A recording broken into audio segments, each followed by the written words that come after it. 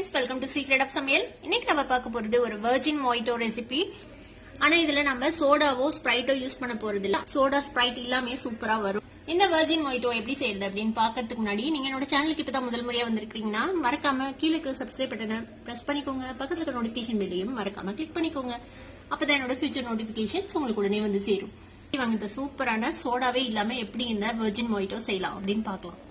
மாதிரி ஒரு பெரிய கிளாஸ் எடுத்துக்கோங்க. இதுல வந்து நம்ம ஒரு 4 ஸ்லைஸ் எலுமிச்சம்பழம் இந்த மாதிரி ரவுண்ட் ரவுண்டா வெட்டி வச்சிருக்கேன். அதை சேர்த்திக்கலாம்.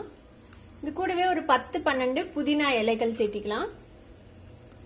இதை வந்துட்டு இந்த மாதிரி ஒரு கிரஷ் பண்றதை வச்சு லேசா இது வந்து கிரஷ் பண்ணி விட்டுலாம். இந்த ஜூஸ் வந்து கொஞ்சம் வெளில வர மாதிரி. நம்ம இது போக லெமன் ஜூஸும் விட போறோம். இதுல இந்த புதினாவோட ஜூஸ் இந்த எலுமிச்சம்பழத்தோட இது சேரணும்ல, அதுக்காக வேண்டி இப்படி கிரஷ் பண்ணிக்கோங்க. இந்த மாதிரி நல்லா கிரஷ் பண்ணி விட்டுக்கோங்க. இப்போ இது கூடவே நான் வந்துட்டு ஒரு டேபிள் ஸ்பூன் அளவுக்கு எலுமிச்சம்பழ சாறு சேர்த்திக்கோங்க.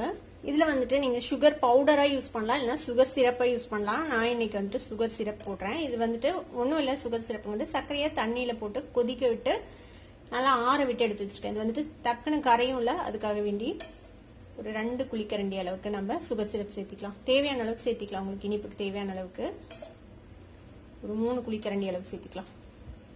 இப்போ இதுல நிறைய ஐஸ் கியூப்ஸ் போடணும். நம்ம ஐஸ் கியூப்ஸ் போட்டுக்கலாம். இதுல பொதுவா மொய்டோல சோடா இல்லைன்னா ஸ்ப்ரைட் விட்டு செய்வாங்க. நம்ம கிட்ட இப்ப ரெண்டுமே இல்ல, சோடாவும் இல்ல ஸ்ப்ரைட்டும் இல்ல. ஆனா நம்ம அந்த ஃபிஸியான வெர்ஜின் மொய்டோ செய்ய போறோம். அதை தான் நம்ம பார்க்க போறோம். இப்போ இதுல வந்துட்டு நம்ம தண்ணி ஊத்திக்கலாம். இப்போ நம்ம சோடாவுக்கு பதிலா அதுக்கு ரீப்ளேஸ் பண்றதுக்கு நாம யூஸ் பண்ண போறது ஈனோ லெமன் பிளேவர்.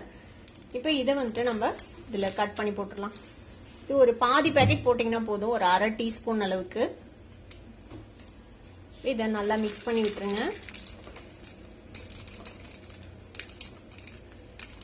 பாருங்க, சூப்பரான நம்மளோட வெர்ஜின் மொய்டோ ரெடி ஆயிடுச்சு, சோடா ஸ்ப்ரைட்டே இல்லாம.